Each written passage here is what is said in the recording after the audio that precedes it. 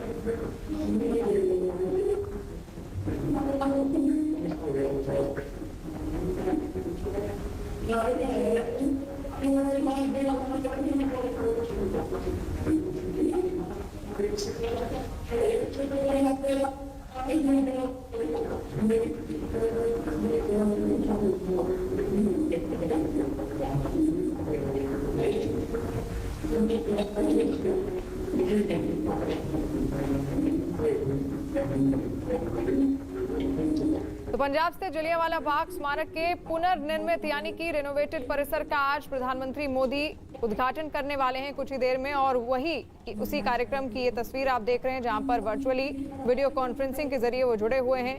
वहीं पंजाब के CM captain Amarinder Singh भी मौजूद हैं। ये परिसर आज वो राष्ट्र को समर्पित करेंगे, जिसका कार्यक्रम आज 6:30 बजे निर्धारित किया गया था और अब कार्यक्रम की शुरुआत हो चुकी है और अब से कुछ ही देर में परिसर का उद्घाटन भी किया जाएगा और इस परिसर को प्रधानमंत्री मोदी राष्ट्र को समर्पित करने वाले हैं।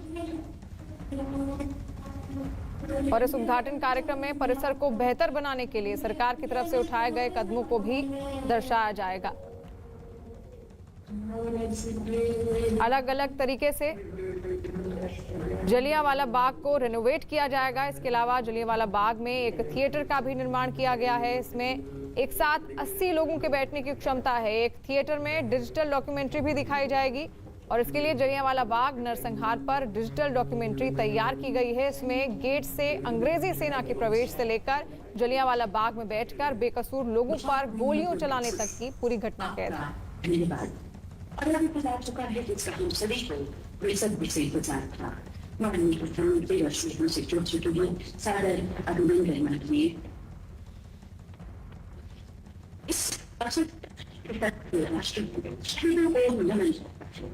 देश के महान सपूतों को श्रद्धांजलि देने के लिए माननीय प्रधानमंत्री की ओर से शहीद स्मारक पर पुष्प अर्पित किया जाएगा। और नए रूप रंग में अब आप जलियांवाला बाग को देखेंगे। आपको वो घटना भी याद होगी देश की आज़ादी के इतिहास में 13 अप्रैल का दिन एक बहुत दुखद घटना के साथ दर्ज हुआ है, जहां पर वर्ष 1919 का 13 अप्रैल का वो दिन था जब जलियांवाला बाग में एक शांतिपूर्ण सभा के लिए जमा हुए हजारों भारतीयों पर अंग्रेजी हुक्मरानों ने अंधाधुंध गोलियां बरसाई थी। और ये सभी जलियांवाला बाग में रॉलेट एक्ट के विरोध में शांतिपूर्ण प्रदर्शन कर रहे थे, जिसके बाद उसी दौरान उन पर अंग्रेजों द्वारा गोलियां बरसाई गई थी। और पंजाब राज्य के अमृतसर जिले में ऐतिहासिक स्वर्ण मंदिर के नजदीक जलियांवाला बाग नाम के इस बगीचे में अंग्रेजों की गोलीबारी से घबराई बहुत सी औरतें और अपने बच्चों को लेकर वो जान बचाने के लिए कुएं में भी कूद गई थी। और निकास का रास्ता संकरा होने के कारण बहुत से लोग भगदड़ में कुचले भी गए थे और हजारों लोग गोलियों की चपेट में भी आए थे। ये नरसंहार भारतीय स्वतंत्रता संघर्ष के इतिहास का एक काला अध्याय माना जाता है। और कार्यक्रम की शुरुआत हो चुकी है।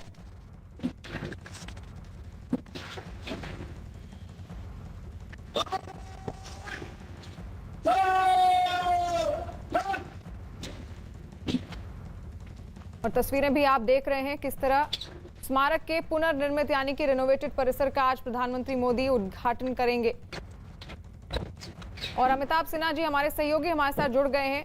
अमिताभ जी, किस तरह से देखते हैं एक पुरानी ऐतिहासिक धरोहर जिसको आज रिनोवेट किया जाएगा, किस तरीके से ये आगे आने वाली पीढ़ियों तक एक संदेश पहुंचाएगा?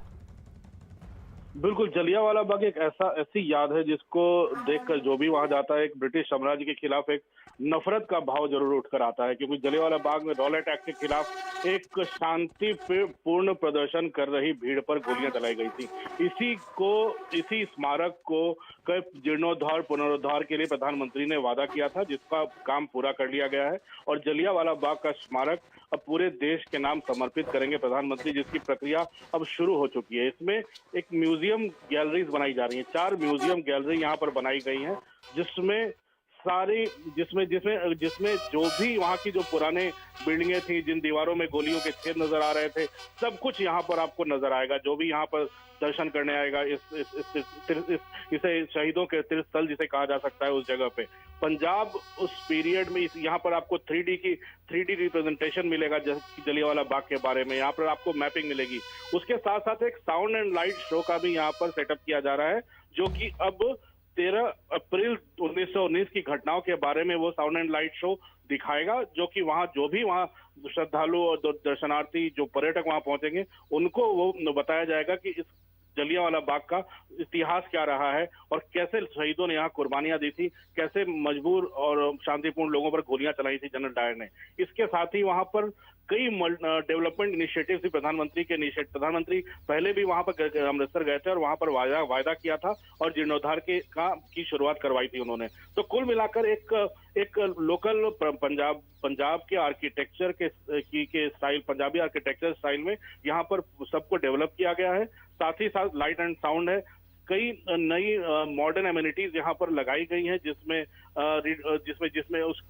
आप जलियांवाला बाग के चारों तरफ घूमने के लिए जो रास्ते बने हैं उसको नए साइनेजेस के साथ पुराने कई जगह रोशनियां नहीं लगाई गई हैं। तो कुल मिलाकर ये कहा जा सकता है कि इसको एक ऐसी यादगार स्मारक बनाकर पंजाब की जनता को, अमृतसर की जनता को और पूरे देश की जनता को प्रधानमंत्री ये तोहफा देने जा रहे हैं, जिसे आजादी की लड़ाई का ये स्वर्णिम अध्याय, रॉलेट एक्ट के खिलाफ शांतिपूर्ण प्रदर्शन पर कैसे पब्लिक इसके बाद भी उग्र नहीं हुई थी, पब्लिक बचने के लिए भाग रही थी, कैसे गोलियां चलाई गई थी, ये ऐसा अद्भुत दृश्य था जिसको देखकर आज भी लोगों के सीने में अंग्रेजी साम्राज्य के खिलाफ काफी एक विद्वेष का और नफरत का भाव उठता है। तो मुझे लगता है एक प्रधानमंत्री के द्वारा समर्पण, इसे देश के नाम समर्पित करने के बाद एक पर्यटकों का तो फायदा होगा ही, इतिहास के विद्यार्थियों का फायदा होगा ही, साथ ही साथ जो भारत की आजादी के इतिहास को जानना चाहते हैं, उस शांतिपूर्ण, गांधी जी के बताए शांतिपूर्ण प्रदर्शन के रास्ते पर आजादी जो मिली